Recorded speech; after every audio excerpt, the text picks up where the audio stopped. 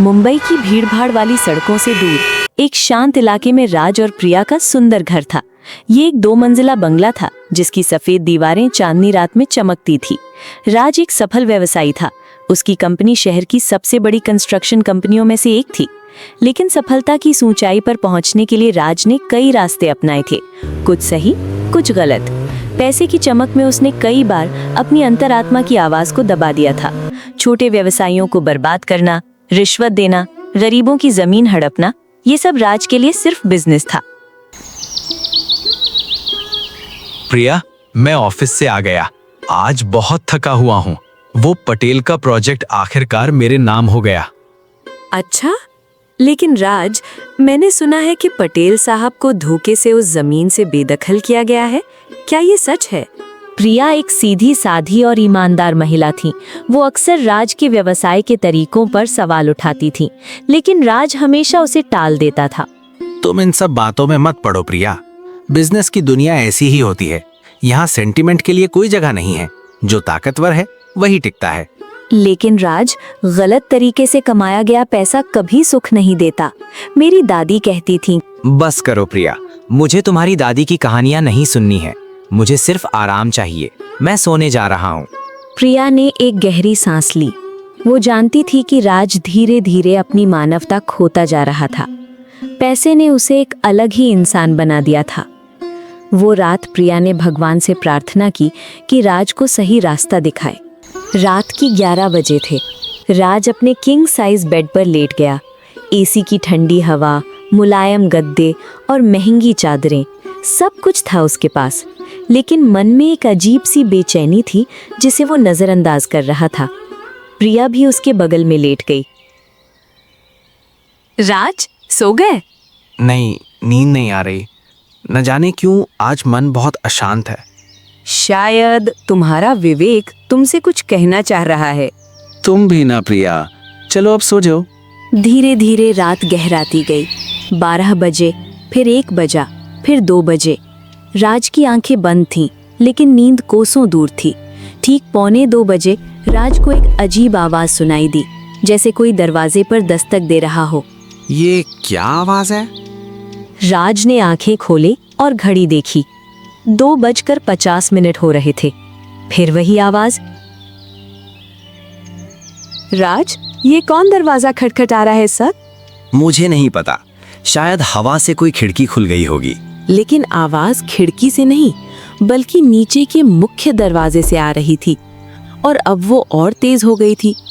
कौन हो सकता है इस वक्त? रात के 3 बजने वाले हैं। राज, मुझे डर लग रहा है। पुलिस को फोन करो। 1 मिनट रुको, पहले मैं देखता हूँ। राज ने हिम्मत जुटाई और बेड से उठा। उसने अपनी नाइट लैंप जलाई और धीरे धीरे सीढ़ियों की ओर बढ़ा।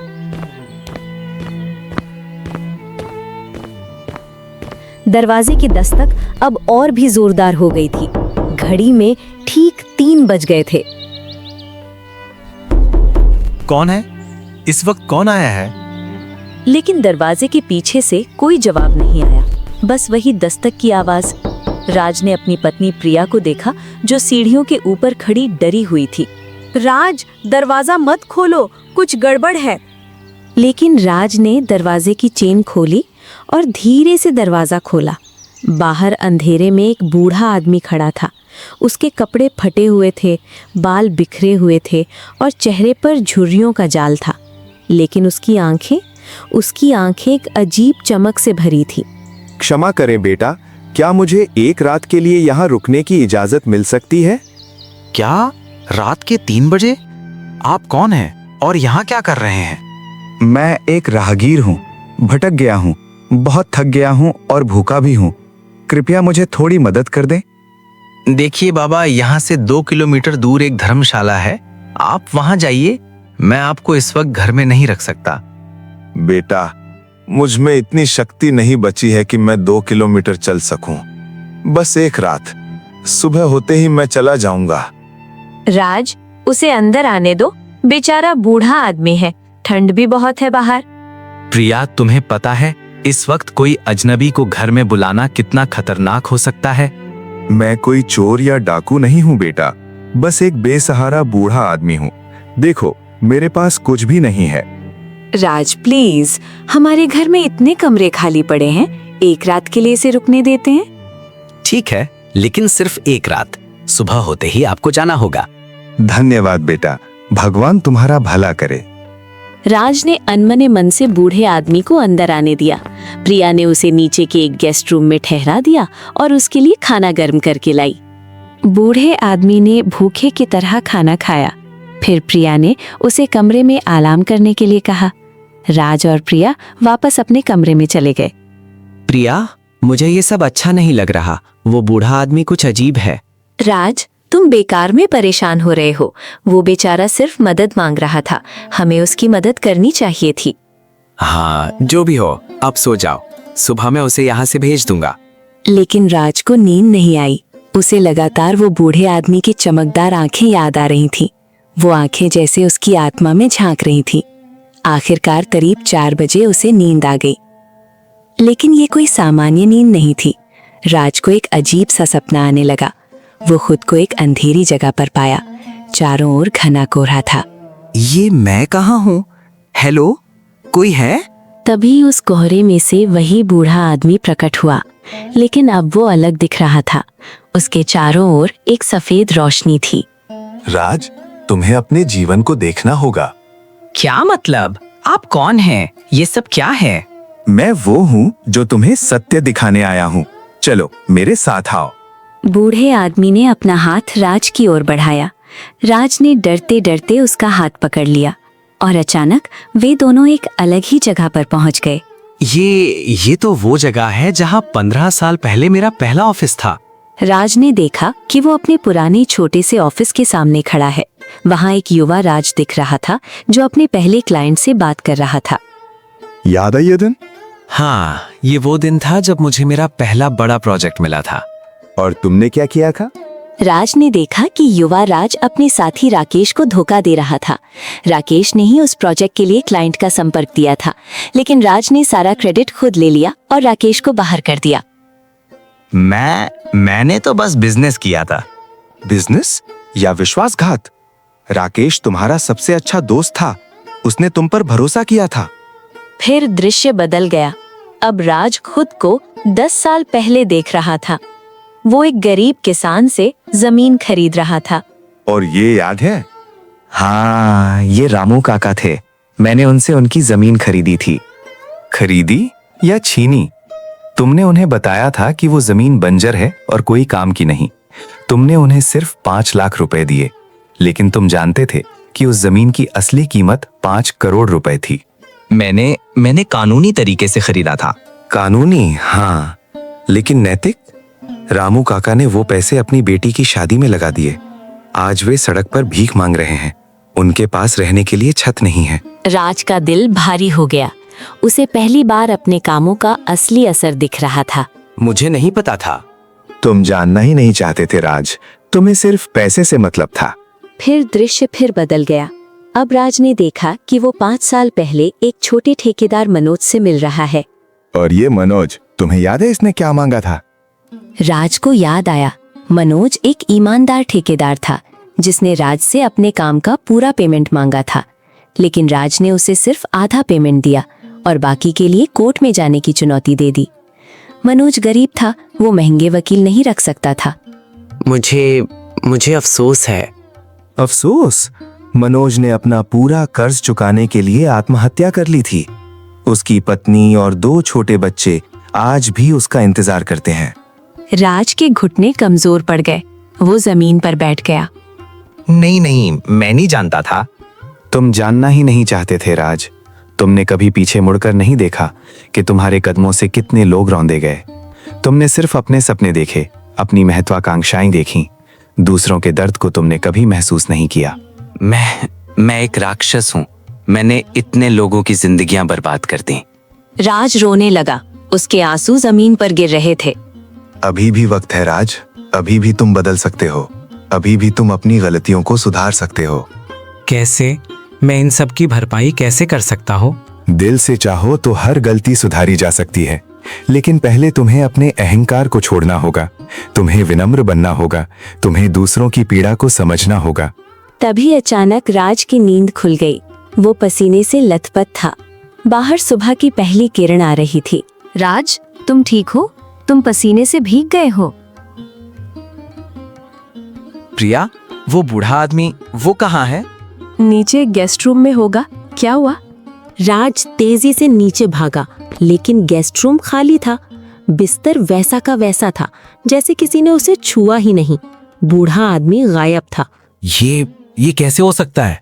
क्या हुआ राज, तुम इतने परेशान क्यों हो? प्रिया, वो बूढ़ा आदमी वो कोई साधारण आदमी नहीं था। उसने मुझे मेरा पूरा जीवन दिखाया, मेरी सारी गलतियां, मेरे सारे पाप। मैंने इतने लोगों का बुरा किया है प्रिया। मैं एक बहुत बुरा इंसान हूँ। राज फूट फूट कर रोने लगा। प्रिया ने उसे सांत्वना दी। राज, शायद ये सब तुम्हारे अवचेतन मन की आवाज थी। तुम्हारा विवेक तुमसे बात कर रहा था। लेकिन अच्छी बात यह है कि तुम्हें अपनी गलती का एहसास हो गया है। लेकिन अब मैं क्या करूं? मैं अपनी गलतियों को कैसे सुधारूं? राज, जहाँ चाह है वहाँ राह है। तुम अभी भी बहुत कुछ कर सकते हो। उसी दिन से राज ने अपनी जिंदगी बदलने का फैसला किया। सबसे पहले उसने रामू काका को खोजा। वे सच में सड़क पर भीख मांग रहे थे। रामू काका, मैं राज हूँ, आपको शायद याद नहीं होगा। रामू काका ने उसे पहचान लिया। उनकी आंखों में गुस्सा और दुख दोनों थे। काका, मैं जानता हूँ कि मैंने आपके साथ बहुत बुरा किया। मैंने आपको धोखा दिया, आपकी जमीन की असली कीमत से बहुत कम पैसे दिए। लेकिन अब मैं अपनी गलती सुधारना चाहता हूँ।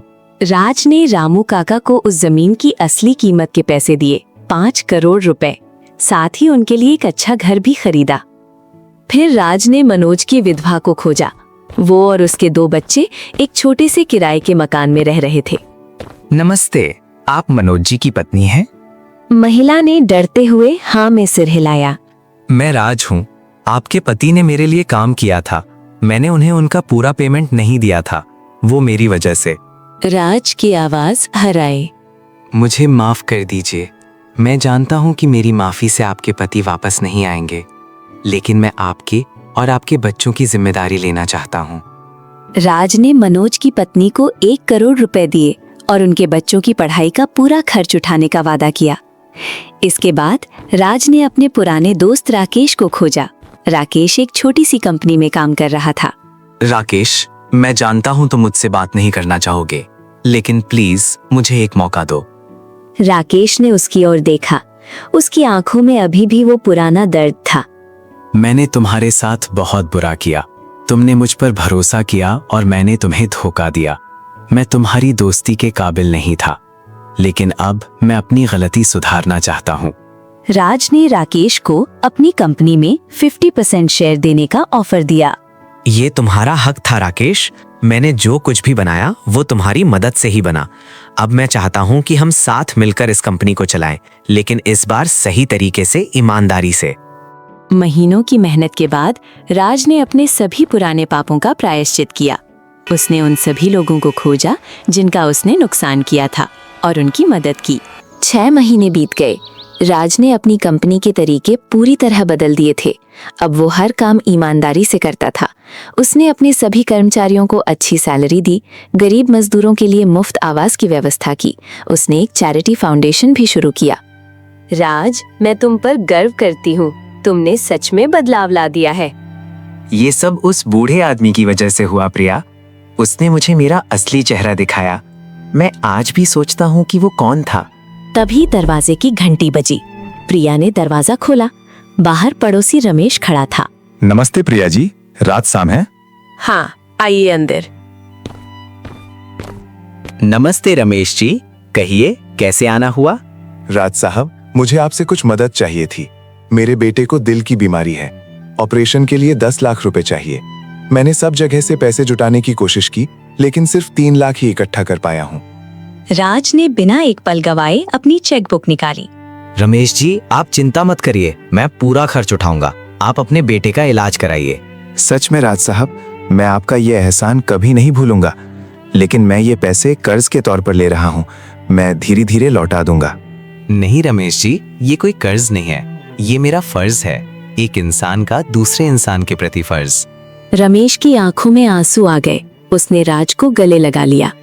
भगवान आपको हमेशा खुश रखे राज साहब। रमेश चला गया। प्रिया ने राज को प्यार से देखा। तुम सच में बदल गए हो राज। लेकिन राज की असली परीक्षा अभी बाकी थी। अगले दिन उसके ऑफिस में एक बड़ा मीटिंग था। एक विदेशी कंपनी राज की कंपनी को 100 करोड़ रुपए में खरीदना चाहती थी। राकेश, ये बहुत बड़ा ऑफर है, हमें इस पर विचार करना चाहिए। लेकिन मीटिंग में राज को पता चला कि विदेशी कंपनी के असली इरादे अच्छे नहीं थे। वे राज की कंपनी खरीदकर सभी कर्मचारियों को नौकरी से निकाल देना चाहते थे और सस्ती लेबर लगाना चाहते थे। मुझे माफ करें, लेकिन मैं ये डील नहीं कर सकता।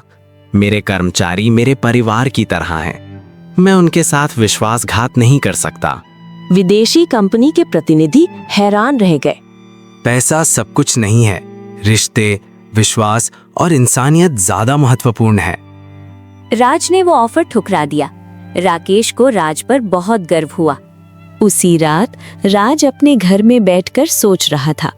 उसे वो बूढ़ा आदमी फिर याद आया। वो कौन था?